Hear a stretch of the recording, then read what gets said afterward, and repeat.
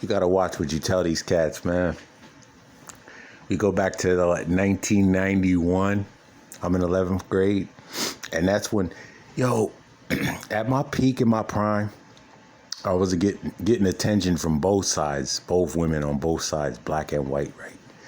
So it was 11th grade. 11th grade is when I really started developing into this, I don't know, 5'9", 145-pound massive of a man that I am. I grew into that.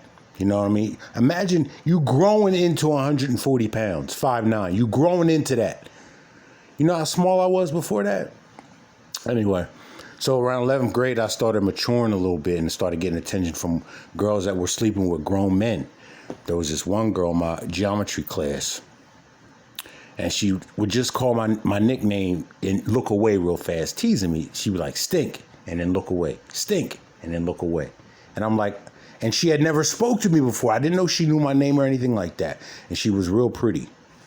Black girl named Jada. So she wrote me a note one day and says, I like you, this, that, and the other. I got a boyfriend, but that shouldn't stop me from liking other people, should it?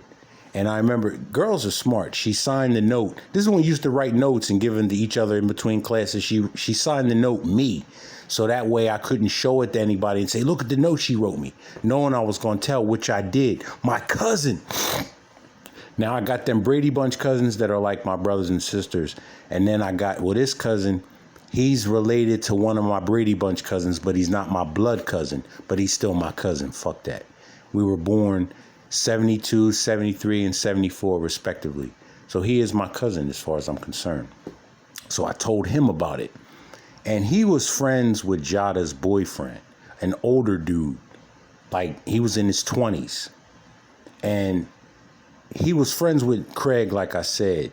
Don't you know this nigga? He told Craig, and Craig somehow got to Jada, and I didn't get what Jada was going to give me. And this is my fucking cousin, man.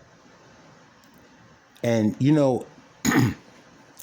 it took years, but once I started, once I became a smoker, I started analyzing everything. I started overanalyzing everything. But eventually I concluded that he was tighter with Craig than he was with me. If he wasn't, he wouldn't have said anything and let me get what I was going to get. But I should have been smart enough not to tell him. But I was only 16 years old, and I didn't know that you just don't trust niggas with anything, let alone what you're going to be doing with said female. You just don't trust these niggas.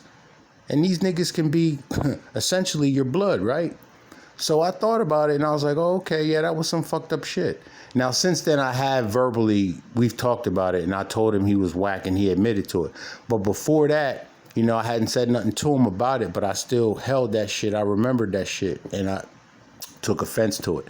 So, 94, we're going down to my cousin's graduation from Howard University. The one, he's on the police force now as an inspector, so I'm going to just refer to him as Inspector Deck.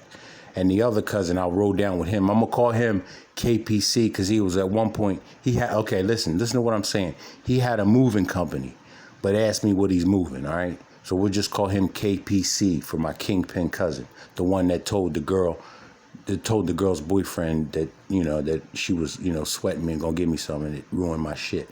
So we were going down 95, and we were going to get on the exit of 395.